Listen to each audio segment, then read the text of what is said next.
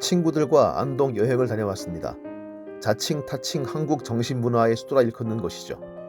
풍광도 좋고 볼 것도 많은 동네입니다만 어느 곳이든 마찬가지로 수많은 사람들의 사연이 얽힌 곳이기도 합니다. 안동을 여행하면서 마주친 옛 사람들의 이야기를 몇 차례 이야기해보고자 합니다. 한글로 기록된 여러 고문들이 교과서에 실려 있습니다. 저 유명한 나란 말씀이 중국에 달아로 시작하는 훈민정음원에는 수많은 학생들의 골머리를 썩혔고, 송강 정철 같은 사람은 학생들로부터 임금에게 아부한다고 이렇게 많은 한글 가사를 지어 우리를 괴롭게 한다는 지탄을 대대로 받고 있기도 하죠. 그 가운데 저는 가급적 많은 교과서에 실려 더 많은 사람들이 보았으면 하는 고문, 즉 옛 한글 기록이 있습니다. 제목도 따로 있지 않은 글이고 작자의 이름도 전해지지 않는 글입니다만, 이 글은 1998년 4월 경북 안동의 주인이 알려지지 않은 무덤에서 발견됩니다. 어느 문중에서 이평조, 즉 그 지역에 처음 들어왔던 조상을 찾겠다고 무덤을 열던 중 엉뚱한 철성 이씨가 표기된 목관에 맞닥뜨린 겁니다. 자신들의 조상 무덤이라고 파헤친 무덤에서 다른 가문 이름이 튀어나왔으니 기절초풍, 다시 덮어버릴 수도 있었을 텐데, 다행히 이 문중 사람들은 고성이 씨 문중 관계자에게 연락합니다. 철성이 씨는 고성이 씨의 옛 이름이었던 겁니다. 이에 고성이 씨 문중은 물론 안동대학교 박물관 발굴팀의 발길이 바빠집니다. 택지 조성 작업이 예정돼 있던 터라 하시라도 빨리 발굴 및 이장을 끝내야 했습니다. 발굴은 본격적으로 진행됩니다. 무덤의 주인은 거의 미라가 된 젊은 남자였습니다. 조사 결과 밝혀진 이름은 이응태. 죽을 때 나이 31살의 젊은 나이였습니다.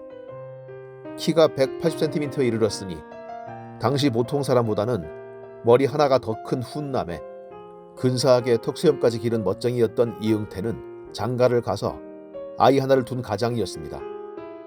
그리고 또 한 아이가 아내 뱃속에 있었는데 아까운 나이에 덜컥 세상을 떠나고 말았습니다. 무덤 속에서 발견된 편지에서 종종 언급되는 전염병의 희생양이 됐다고 추정되죠. 그런데 이 무덤의 주인 이응태는 자신의 이름보다는 그를 사랑한 사람들이 남긴 글을 통해 영원히 그 이름을 남기게 됩니다. 무덤 속에서는 이응태의 형이 남긴 편지도 나왔습니다만 단연 이목을 끈 건 이응태의 아내의 편지였습니다. 유달리 금술이 좋았던 이응태 부부가 뜻하지 않게 삶과 죽음의 경계로 갈리면서 이응태의 아내이자 이응태의 아들 원희의 엄마는 가슴이 쪼개질 것 같은 심경을 토로한 한글 편지를 써서 죽은 남편의 가슴 위에 올려놓았지요. 원문 그대로 읽는 것이 정석이겠습니다만 수백 년 전 단어와 지금 말의 느낌은 현격히 달라서 편지 속 절절함이 제대로 전달되기 어려울 것 같아서 요즘 어투로 바꿔 읽겠습니다. 이를테면 원희 어머니는 줄곧 남편에게 잔이란 표현을 쓰고 있는데 16세기에는 이게 존대였겠지만 지금은 좀 느낌이 다르니까요. 자, 그럼 원희 엄마의 편지의 일부입니다. 원희 아버지에게: 당신은 언제나 나에게 둘이 머리 휘어지도록 살다가 함께 죽자고 하셨죠. 그런데 어찌 나를 두고 당신 먼저 가십니까? 나와 어린아이는 누구의 말을 듣고 어떻게 살라고 다 버리고 당신 먼저 가십니까? 당신은 나에게 어떤 마음을 품었고 또 나는 당신에게 어떤 마음이었나요? 함께 누우면 언제나 나는 당신에게 이렇게 말하곤 했죠. 여보, 다른 사람들도 우리처럼 서로 어여삐 여기고 사랑할까요? 남들도 정말 우리와 같을까요? 어떻게 그런 일들 생각하지도 않고 나를 버리고 먼저 가시는가요? 나는 당신을 여의고는 아무래도 살 수 없어요. 빨리 당신께 가고 싶어요. 나를 데려가 주세요. 당신을 향한 내 마음을 이성에서 잊을 수가 없고 서러운 뜻 한이 없습니다. 내 마음 대체 어디에 두고 자식 데리고 당신을 그리워하며 살 수 있을까 생각합니다. 편지는 종이에 빼곡히 여백까지 꽉꽉 채워 적혀 있었습니다. 그리고 안에는 무덤에 남편이 즐겨 입던 천릭을 비롯한 옷가지와 자신의 옷, 더하여 원희로 추정되는 아이의 옷까지 정성스럽게 접어 넣어두었죠.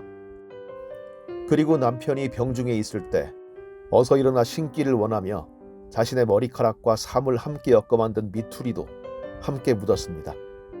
미투리를 싼 종이에도 아내는 뭔가 적어두었지만 상당 부분 망실됐죠.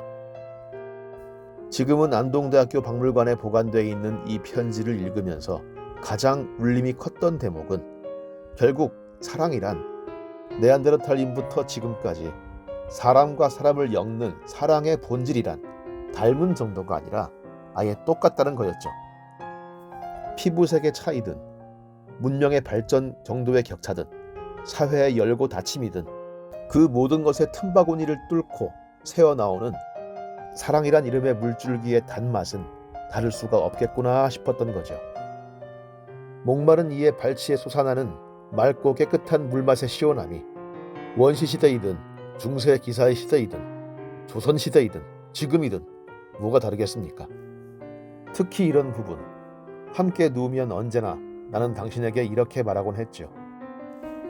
여보, 다른 사람들도 우리처럼 서로 어여삐 여기고 사랑할까요? 남들도 정말 우리 같을까요?